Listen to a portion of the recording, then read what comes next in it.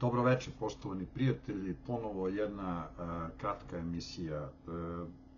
Oko ovo što priča Vučić oko sankcija nisu, moram da sačekam da vidim o čemu se radi. Sve mi je to jako čudno i treba videti, pošto odlazi ova administracija Bajdena, o čemu se radi.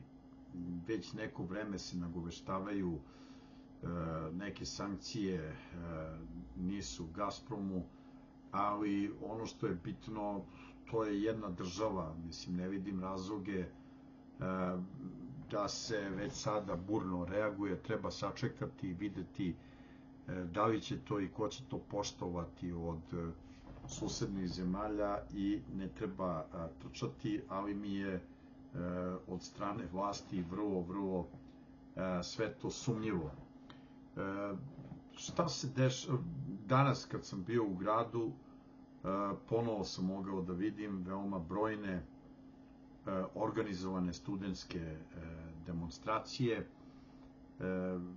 Bio sam kod prijatelja na Defektološkom fakultetu i video sam kad su se organizovano vraćali. Dakle, studenti su uporni i oni predstavljaju jedan problem vlastima kao jedan segment društva. Mladi, ali punoletni ljudi, ljudi koji daju intelektualnu elitu ove zemlje. Ja sam skeptik da postoje snage u zemlji koje mogu organizovano da preotmu vlast i da se to usmerava u nekom pravcu, ali u svakom slučaju pritisci na vlasti u pravcu nezadovoljstva stanjem u zemlji, mislim da svakako nešto znači. Više na ovu temu možete pogledati na Balkanskoj oštrici. Juče je snimljeno, danas je objavljeno. Ja inače izbegavam nešto da se pojavljujem na YouTube kanalima, sem ovde, ali eto, posle više vremena sam govorio i o unutrašnjoj politici, pa možete pogledati na Balkanska oštrica, više o tome. Što se tiče sukoba u Ukrajini, ja sam govorio i ranije da očekujem upravo do kraja januara, dok Trump preuzme vlast, da će ruska strana, pošto je pretegla u sukobu, i da poentira sve brže i brže i zaista Torecki je u ruskim rukama. Čak se sad ide zapadno od grada, ide se ka Konstantinovki, tačnije ka mestu Stopočki, kilometar i po dva se napredovalo. U samom Torecku ostalo je nekoliko posto u severnom delu tog grada u posedu Ukrajinaca, ali to je zanemarljivo, može se reći da je Toreck pao. A ono što je veoma interesantno, napreduje se na nizu drugih pravaca, ja ne znam, ne sjećam se, jako pedantno pratim situaciju na frontu, da je ovoliki napredak bio na više pravaca. Što se tiče Kurske oblasti, tu je napredak vrlo veliki. Nema ničega od onog protiv udara Ukrajinaca od pre 3, 4, 5 dana. To je potpuno iščezlo i ruska strana napreduje na više pravaca, zauzima i ide i ka samoj Suđi, tako da je situacija za Ukrajince vrlo nevesela. Sada se vidi da nema efekta od onog protiv udara i da naprotiv Ukrajinci se povlače i nije isključeno da za ovih 10 dana kad Trump preuzme vlast, da će situacija biti još drastično gora, a do početka februara čak se javlja mogućnost da Ukrajinci ostanu zaista na tragovima u Kurskoj oblasti. U svakom slučaju će se smanjivati posed teritorije koju još uvek drže. Što se tiče Harkovske oblasti, tu je već duže vremena pate situacija, ali potpuno zbrisan i srušeni grad Volčansk, tu Rusi malo pomeraju situaciju, ali kod Lipaca nema promene, tako da na tom pravcu ne vidim neke promene. Međutim, već u Kupijansku Rusi pomeraju malo po malo ka istočnoj periferiji grada, u središnjem delu koji je ostao istočno od reke Oskol, i dole sasvim na jug gde se prešla reka Oskol, Rusi su napravili jedan dobar mostobran i polako napreduju unutra, čime preti da između prostor koji Ukrajinci drže istočno od reke Oskol, prilično veliki, da se polako povlače odatle.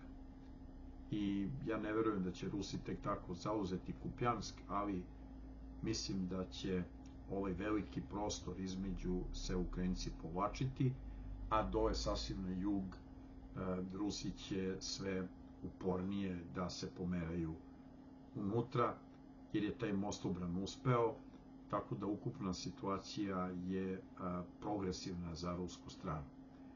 Što se tiče pravaca prema Jampolki, dole lagani napreci, još uvek je udaljen Krasni Liman, pa ja mislim blizu 15 km, ali u svakom slučaju će se napredak vršiti ako zauzmu Jampolku i približe se Jampolki, Jampol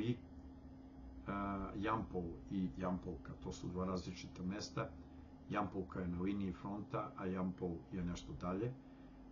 Onda mislim da će nastaviti kilometar po kilometar da smanjuju tu razdaljinu, ali ne verujem da će se bitka za Krasni Liman moći povesti pre dolaska proleća.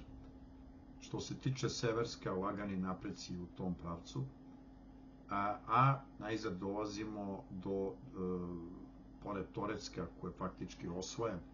Poslednji ostaci će pasti u sledećih par dana, ovi nekoliko posto na periferiji grada, ali se Rusi pomeraju južno i zapadno od Torecka i približavaju mesto Stopočkino, odakle se direktno ide ka Konstantinovki. Izvinjavam se.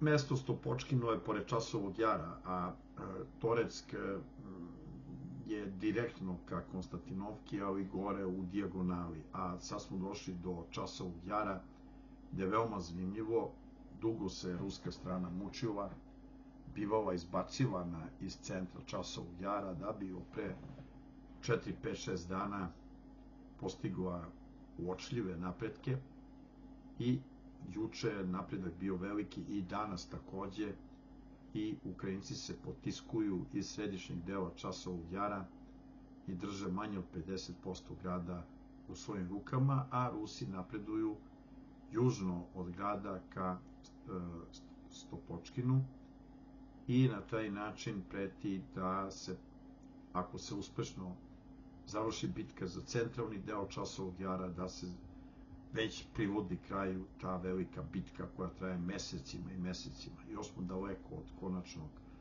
trijumfa, ali kao da je u proteklih 7 do 10 dana mnogo šta u rusku korist preteglo na području Časovog Jara. I sada dolazimo do centralnog dela ovog fronta, a to je Pokrovski prostor. Rusi napreduju selima južno i okolo Pokrovska, a u isto vreme koriguju nabolje svoje pozicije i dole oko Kurahova. Pa na zapad sve do Novoselke, koja se sve teže može držati. Na ostalim pravcima malo ima korekcije prema Orehovu i oko ušća Dnepra postoje artiljerijske sukobi. Sve u svemu, kada se zaokruži front, ruska strana za očekivati, dakle, sledeće važne napretke ka Pokrovsku, da se zauze Novoselka, posljednji ostaci na periferiji Torecka i pomeranje težišta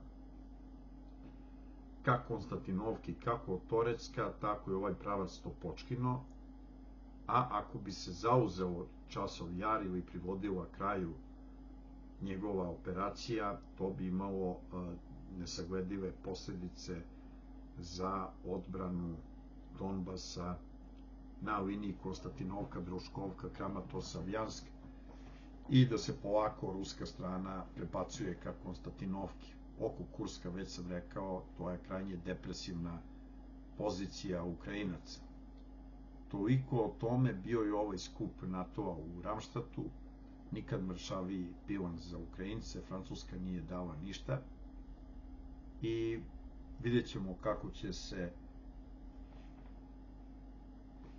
situacija razvijati. Od juče sam gostovao u 3 medija, sva 3 su postavljena na YouTube, spomenuo sam ovu Balkansku ostricu, onda gostovanje u jutarnjem programu televizije Happy, bio sam sa Draganom Vujčićem i